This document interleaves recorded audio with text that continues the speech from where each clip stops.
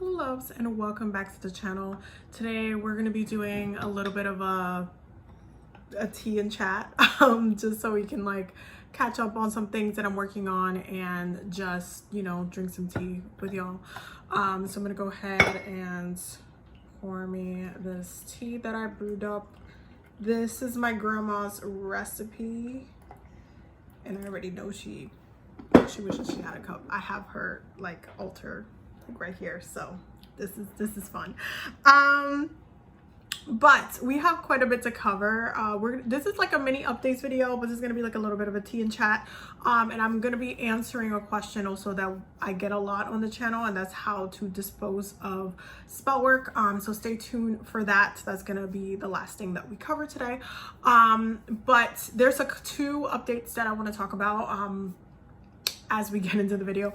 The first is that on the 1st of the new year, on January 1st is the last day to use the code holidays 2023 to get 33% off all of my services. So if you need a reading or like any of that stuff, past life reading, astrology reading, all of the things, Reiki, energy healing, all those things, take advantage of it. The link will be down below for my website and the code will be on the screen. The second thing that I wanted to talk to you guys about is retreats, which is something that I want to start doing, focusing on spiritual retreats. Right now, I'm doing some surveys to see where you guys would want to go, and I want more people to fill them out so I can see what the consensus is, so I can kind of plan out for the next couple of years of where we can do some spiritual retreats. Right now, the top 5 is Egypt. Of course it would be Costa Rica, Dominican Republic, which I would love to do like spiritual retreat in my, you know, my own land, New Orleans, and Morocco.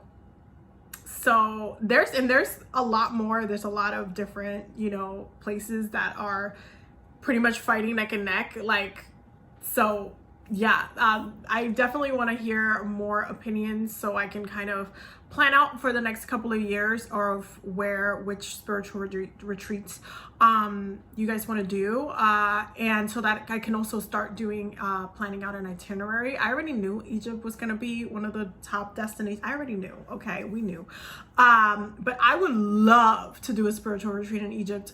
I would love to do a spiritual retreat in the Dominican Republic, New Orleans as well, also Morocco. Let me know in the comments. I'm gonna have the link down below.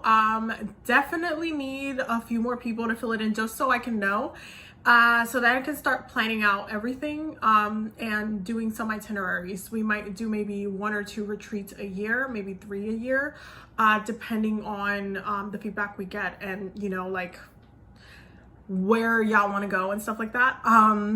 So yeah, let me know in the comments below so we can kind of see where we're at with it. So I'll leave the link down below. Please make sure you take the survey. It's very simple. It's very quick.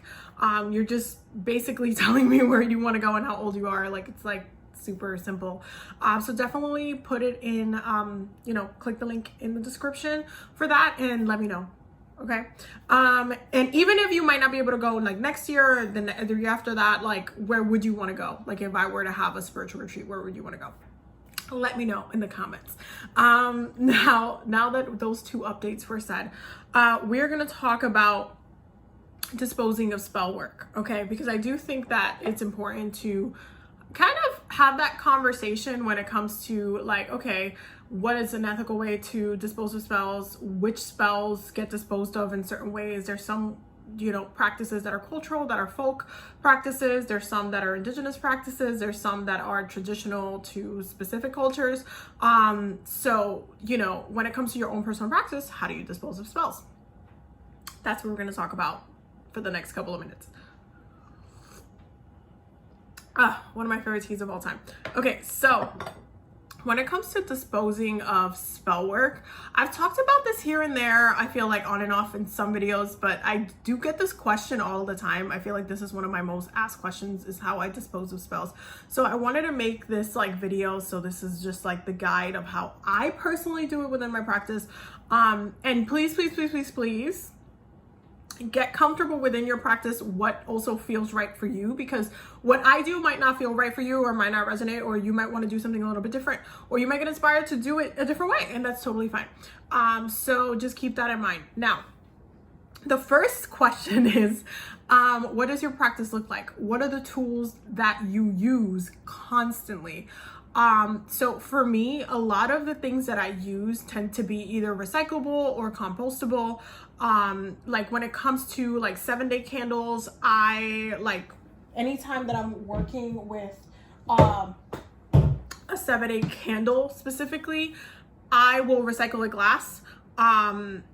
So the energy itself can be transmuted and used for something else. So at the end of each candle, I will literally just recycle the glass. I will release the energy from the vessel itself, so that it's already in motion. So I will pray over it, I will release it from the vessel, I will cleanse the remaining glass jar, and then I will pop it in my recycling bin. Because glass is highly recyclable, it gets more recycled than plastic does.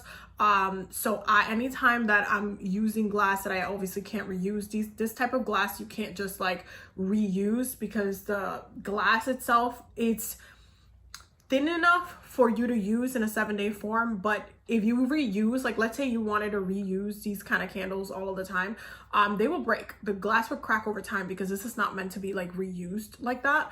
So if you expose it to heat, it will, crack. I know some people that upcycle their like 7-day glass jars and make them into like vases. They like do stuff, creative stuff with them where they won't be exposed to heat, which is cool, after they have cleansed them as well. But me, my general rule of thumb is that I recycle them. Now, when it comes to disposing of certain things in certain places, so sometimes it's called for in a spell to dispose things like at the garbage, or at something of like a bank or something like that. Like let's say we're doing a money spell, or let's say we're doing a road opening spell, or we are, doing some uncrossing work, or we're trying to remove some obstacles and we go to a crossroad, and we, dispose of some spell work there. You can also do that depending on what the spell work is. But because I try to keep my spell work very eco-friendly, I like to recycle as best as I can. Like if it's just like herbs, like let's say I did a road opening bath, I will dispose of the herbs at a crossroads. I would dispose of the herbs appropriately, so that way, I'm working with the energy, and I'm also, like letting the energy of the space. So I will either put it at the base of a tree, a nearby, within like a crossroad, because that's gonna just decompose and just go into the ground of that tree, so it's giving any additional vitamins or anything else that, like if I didn't use oils in the herbs and it's just like I just did the herbs themselves, I will dispose of them in that way. I will try to compost or recycle, or keep in cycle whatever it's supposed to naturally decompose or process, because I do think it's important to honor the earth, and to help process that. But anything else, any type of like if it's a jar, or like if it's a jar, generally speaking, I keep my jars. I don't make jars for absolutely everything, because I don't think everything needs a jar. A lot of people are very accustomed to making like jars, and the thing about jars is that they take a while to work, especially depending on the size. Sometimes if you make them the smaller sizes, they kind of kick in very quickly, but especially honey jars, they can take a little bit of time for you to see a lot of progress in the intention itself. So sometimes, you might have to, keep it for a while. I personally, if it's kind of like a honey jar situation, I will keep it. So I have a small, like I don't make a ton of honey jars for that reason, because I will keep it for like years or so, until like I feel like, okay, the energy is like, it's already been processed, it's been integrated into my reality, and then I could dispose of it. And at that point, depending on what kind of, sweetening it was, I would dispose of it in an appropriate location. So if I was trying to sweeten, a promotion at work, and I got the promotion, I will wait a bit for everything to get comfortable with this position, and then I will dispose of the jar at that job. like after a certain couple of months.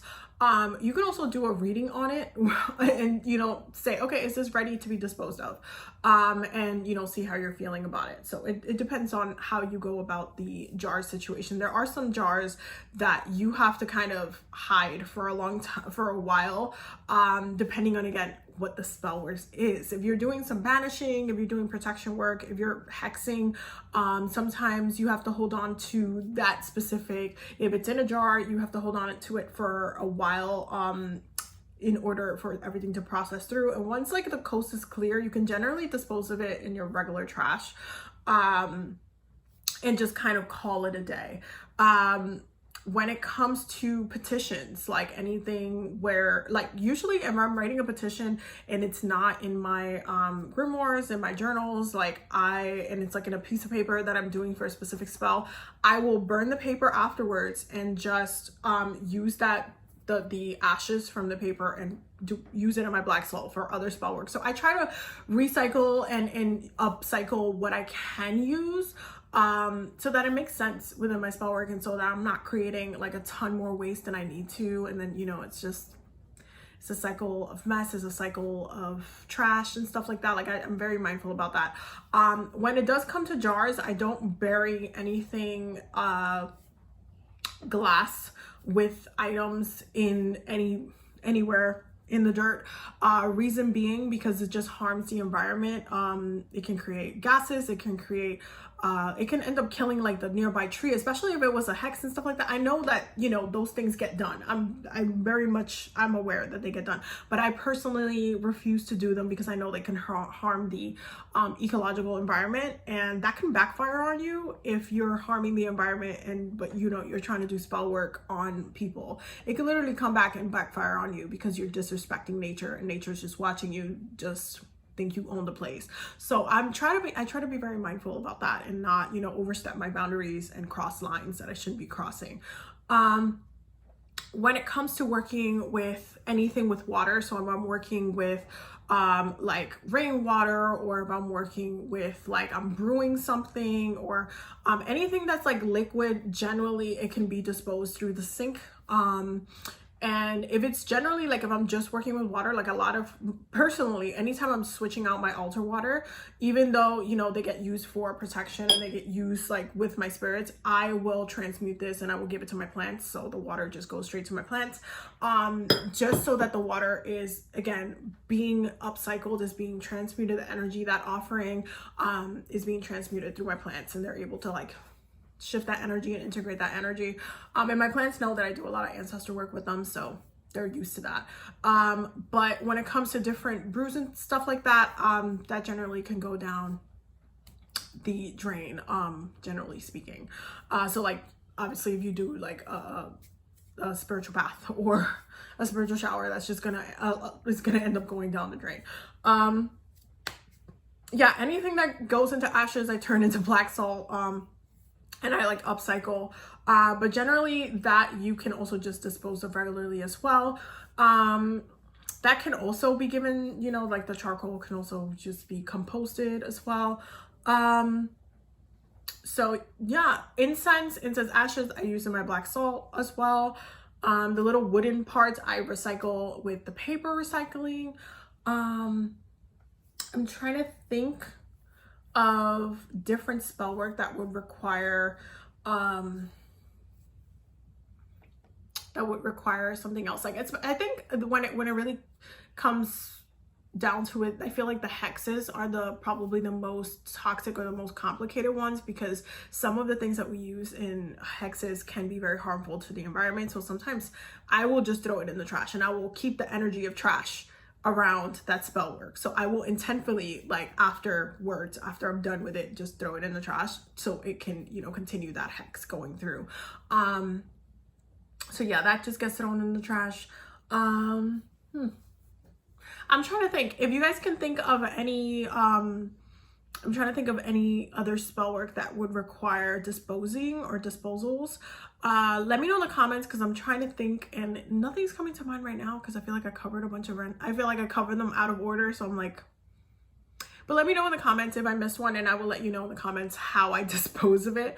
But generally speaking, I try to think of like the environment, nature first, what I can recycle, what I can upcycle, what can be transmuted differently, and what needs to literally just be thrown into the trash, what needs to be disposed of at a specific place. So if you're trying to, like, for example, you know, do some money work, disposing of it at a bank. If you're trying to get someone sick or do a healing spell, dispose of it at a place of healing, like a hospital, or, you know, a place where healing occurs. If you're trying to like specifically, like, let's say you're trying to get into shape, I would dispose of something like that, of a candle like that, or a spell work like that at the gym or something like that. You know, like, some things are a little bit of common sense. Some things require you to think about, okay, what kind of spell is this? Is this a road opener? Is this a blockbuster spell? Okay, what makes sense to dispose of, you know, this where it needs to be.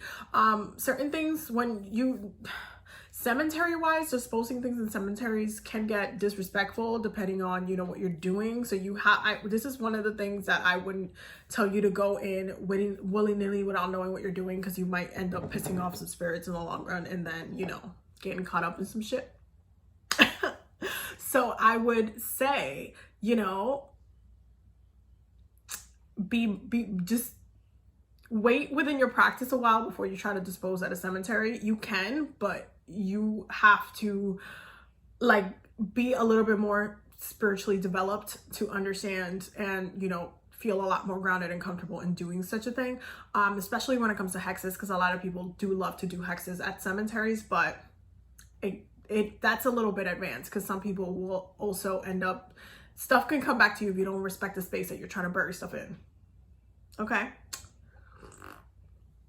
so yeah, that was the little catch-up situation. Let me know in the comments if I missed one, and I will let you know what it is, but I can't think of it right now. I love you guys. Thank you for all the love and support. Thank you for an amazing year. I am excited for next year.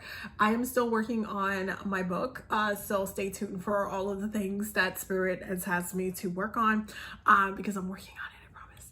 I love you guys. I'm gonna stop ranting. I hope you have a beautiful day.